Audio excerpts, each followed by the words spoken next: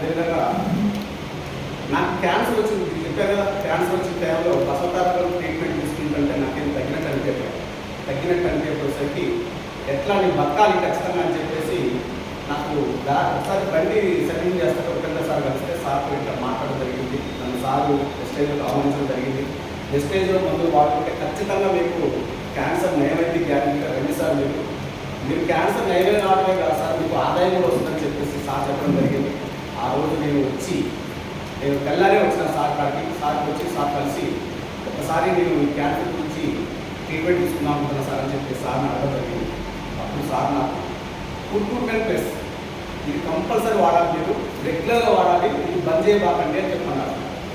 ఆ కుర్కుర్మెంట్ ప్లస్ కానీ తర్వాత మన దగ్గర గ్యానోడర్మా కుర్కుర్ ప్లస్ గ్యానోడర్మా ప్లస్ నోడి, తర్వాత మనకు ఇంకా బ్లాక్ సైడ్ ఇంత సార్ నాకు ఇచ్చింది ప్రొడక్ట్స్.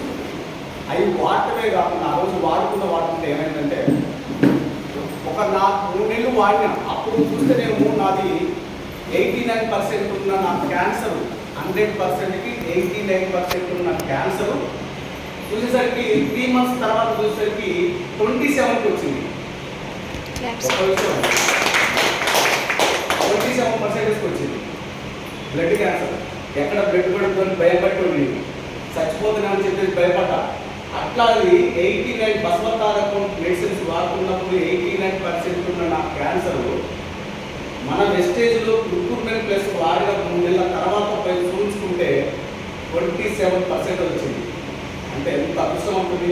అప్పుడు వచ్చింది నాకు భయం, అప్పుడు వచ్చింది ధైర్యం. నాకు భయపడటం అనేది బ్రేక్గా సంతోషం వేసింది, హ్యాపీగా ఉన్నాను, చాలా సంతోషం అనిపించింది. తర్వాత ఇంకొక 3 నెలలు వాడి ఉండాలి. అంటే నాకు 3 months ఒకసారి రమ్మని టెస్ట్ రమ్మని చెప్పాను. అప్పుడు పోయినప్పుడు అసలు మీరు మిరాకిల్ సార్, మీరు సార్ పెట్టాను. హైదరాబాద్ నుంచే అక్కడ డ్యాన్స్ అయిపోతుంది. అసలు నాకు డ్యాన్స్ రాదు కానీ అక్కడే డ్యాన్స్ అయిపోతుంది. అంత సంతోషం వేసింది. నేను ఏదో వెస్టేజ్ కోసం చెప్పట్లేదు సార్, నా జీవితంలో జరిగిన సంఘటనే చెప్తున్నా మీకు. యథార్థ కాదని వాస్తవం, దీంట్లో ఏమాత్రం అబద్ధం అనేది లేదు. ఇలా అయితే 0% వచ్చేసిన అసలు ఆ సార్ నన్ను ఏమవుతున్నారు సార్, ఇంత ఈజీగా తొందరగా తగ్గిందని చెప్పేసి ఎండి గారు ఆయనే స్వయంగా నన్ను అడిగారు. అడిగితే సార్ నేను కొన్ని ఆయుర్వేద మందులు వాడుతున్నాను సార్ అంటే వెస్టేజ్ పేరు చెప్పలేదు, వాడుతున్నా సార్ అని.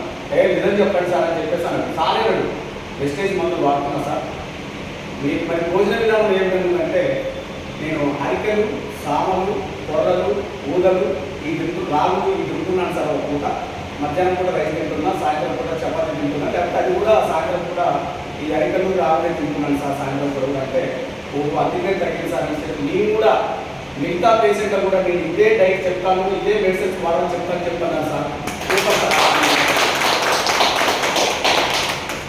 అది నా క్యాన్సర్కి ఈ విధంగా నాకు రిజల్ట్ వచ్చిన కానీ ఆ రోజు నుంచి ఈ రోజు వరకు ఏనాడు కూడా నేను ఆ మెడిసిన్స్ తప్పకుండా ఖచ్చితంగా కంటిన్యూ వాడుతున్నా, ఏ రోజు మిస్ చేయకుండా. అంత హ్యాపీగా జరిగింది నాకు. అలానే మీ లైఫ్లో, మీ జీవితంలో ఏం వాడితే గతంలో